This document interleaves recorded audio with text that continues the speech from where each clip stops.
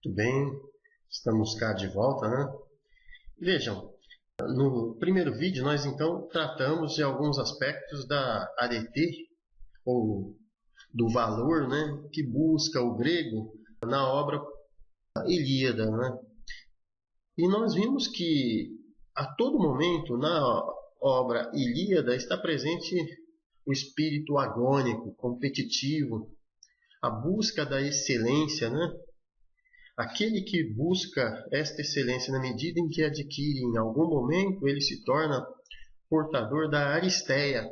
Mas vimos também que esse é um processo ad infinitum, porque se esse impulso competitivo grego se realiza a todo momento, logo eu estou sempre buscando uma arete. Sempre estou a todo momento, vez ou outra, me tornando portador de uma aristeia. Com qual intuito? Buscar o kleos, glória, né? O renome.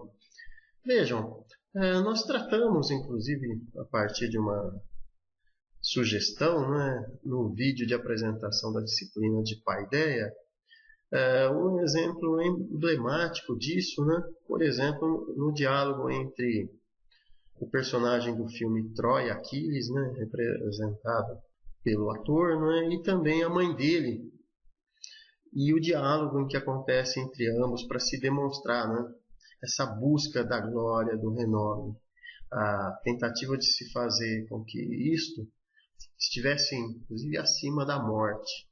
É preferível ter o kleos, a glória, o renome, do que e consequentemente me colocar na batalha, né? Do que, por exemplo, ter uma vida longa, enfim, mas sem ter vivenciado o kleos e o renome. Bem, agora vejam, temos duas obras em Homero. E segundo Mazak e outros especialistas, há uma mudança, digamos, no ideal de valor da Ilíada para a Odisseia. Que veja só, na Odisseia nós temos um outro herói, que é o Odisseu. E Odisseu tem algumas particularidades que o tornam bem diferente de Ulisses. Por exemplo, ele tem uma estatura baixa, ele é inteligente, eloquente. Essa eloquência dele, inclusive, faz com que em determinado momento Aquiles, né, e essa frase eu acredito que vai servir futuramente para futuros debates entre Sócrates e os sofistas, né, ele faz uma espécie de crítica ao Odisseu, dizendo que ele odeia pessoas que dizem uma coisa e tem outra em seu coração, dada a eloquência de Odisseu, né? E essa eloquência, essa inteligência, né, segundo os especialistas, se manifestou, por exemplo, no cavalo de Troia. Isto porque foi o criador do ardil do cavalo de Troia, né?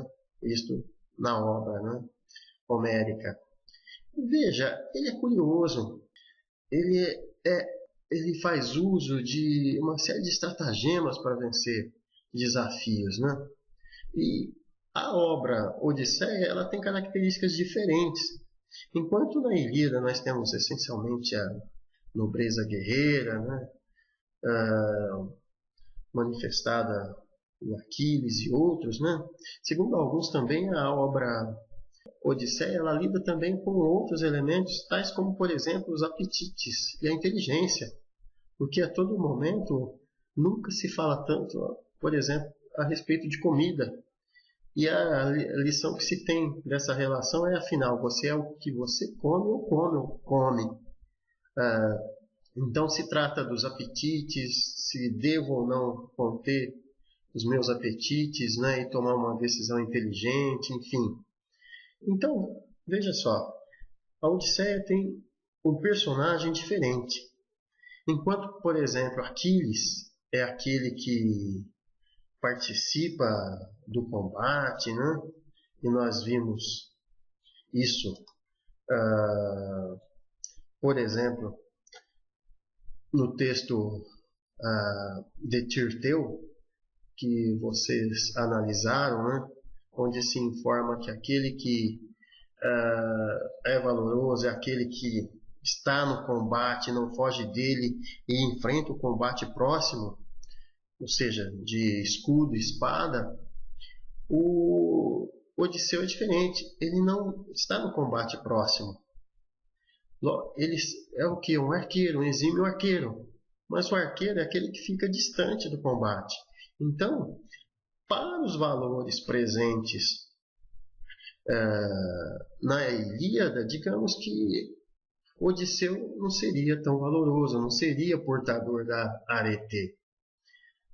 E nos versos de Tirteu, que nós analisamos também, na medida em que ele se afasta, ele não tem contato próximo, né, do combate. Né?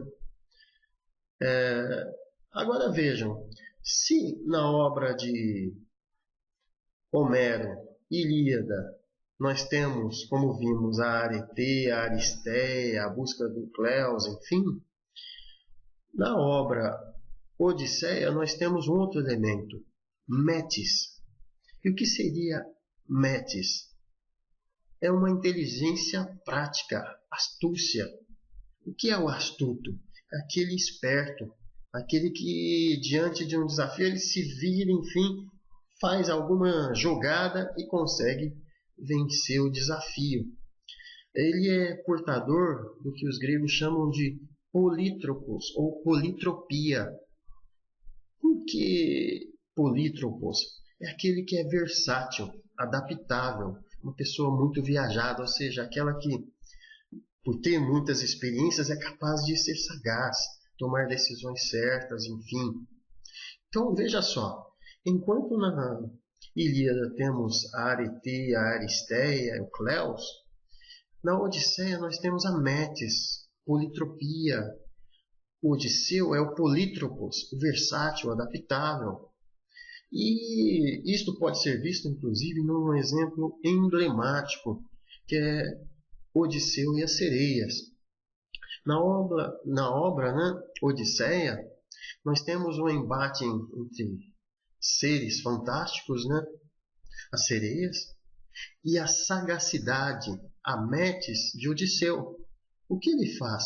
Vejam, as sereias eram seres mitológicos que, por meio do seu canto, faziam com que os navegantes, né, ficassem como que inebriados pelo som das suas canções e batessem nos rochedos e morressem. O que Odisseu faz? Ele quer saborear, digamos, o canto da sereia, mas ele não quer morrer. Ele ordena aos seus navegantes que coloquem cera de abelha nos ouvidos, ou seja, eles não ouvirão o canto das sereias. Pede a eles que o amarrem né, no mastro e não o desatem do mastro de modo algum. E o que ele faz? Ele consegue ouvir aquilo que era tido como fantástico, inebriante, enfim, e nem por isso morre.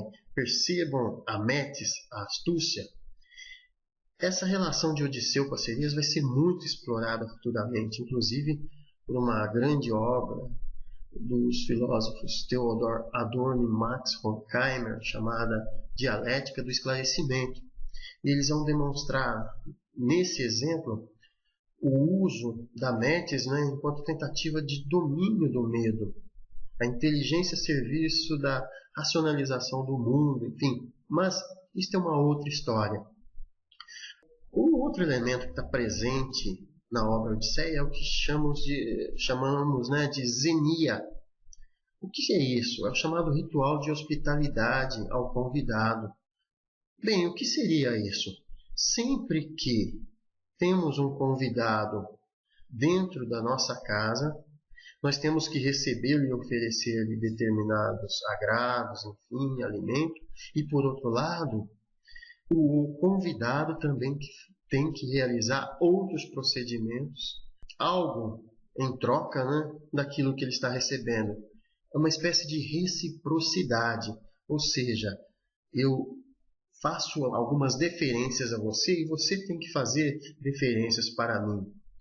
E na obra Odisseia, este valor que os gregos valorizavam muito, ele é quebrado na medida em que a esposa de Odisseu recebe os convidados, estes pleiteavam que ela se tornasse esposa deles, né? Mas eles, enquanto convidados, são beneficiados dos alimentos, das festas, né, que existia à época. Isso você pode ver em alguns filmes, né, que tratam da Odisseia. Inclusive nós apresentamos para vocês alguns exemplos, né? Mas por outro lado, eles não agem de forma recíproca, eles não deixam nada em troca. E isso, para a cultura grega, era uma ofensa grave, essa relação de reciprocidade. Eu te trato bem e você me trata bem. Bem, então vejam, percebam a diferença. Em um personagem, Aquilos, temos espírito agônico, a Arete, Aristeia, a busca do Cleos. Em Odisseu temos a Metis, a politropia, a defesa da Zenia, que é esse ritual da hospitalidade, né? E temos um outro exemplo também muito interessante na obra Odisseia, que, digamos, desconstrói um pouco a ideia que nós temos de Aquiles. E para isso eu trouxe esse pequeno verso aqui, para que vocês percebam. É no livro 11, né, da Odisseia. Olha só. Não me consoles da morte, ilustre Ulisses.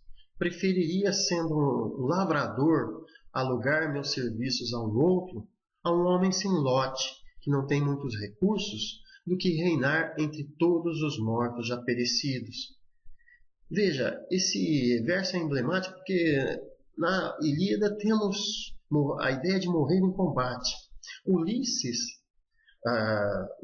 nessa conversa que tem com Aquiles manifesta a Ulisses o arrependimento de que ele preferia ser um escravo vivo do que um herói morto. Então, isso manifesta, digamos, um outro olhar sobre o valor grego, né? E que lança, digamos, detalhes que, na análise corriqueira que nós realizamos da proposta homérica, são deixadas de lado, né? Bem, e por fim, eu gostaria de convidar vocês a pensarem o quanto isso está presente nas nossas vidas. Veja, essa imagem de fundo que eu coloquei, nós temos a estátua de Afrodite de Milos, que é tida como uma das mais belas obras, onde está presente a simetria, o ideal de perfeição grego, né? E temos o Homem Vitruviano, de Leonardo da Vinci. Por que nós colocamos o Homem Vitruviano aqui? Porque há todo um processo de transmissão desse ideal de perfeição. Vejam, os gregos, segundo alguns especialistas, usavam a medida humana para construir seus templos. Vitrúvio, um engenheiro romano, se apropria disso e cria um cânon de perfeição. E Leonardo se apropria dele e cria também esse cânon, essa perfeição que se origina no grego e termina, né, com o exemplo do homem vitruviano. Bem, e para que vocês percebam quanto isso se manifesta em nossas vidas, eu apresento para você também agora uma propaganda recente que também demonstra isso, né? Que a propaganda feita por uma marca de whisky, né? A Johnnie Walker, onde você verá, digamos, esse ideal de busca, de superação, presente inclusive no nosso cotidiano, por exemplo, em um comercial de bebida.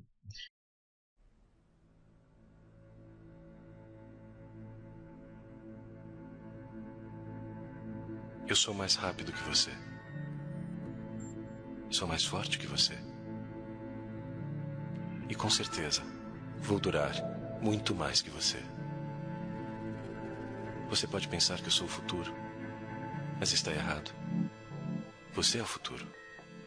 Se eu pudesse desejar alguma coisa, desejaria ser humano. Para saber o que significa ter sentimentos, ter esperanças, ter angústias, dúvidas, amar.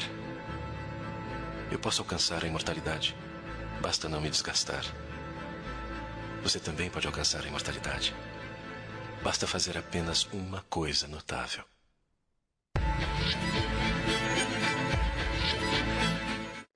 Bem, é isso. Obrigado. Até a próxima.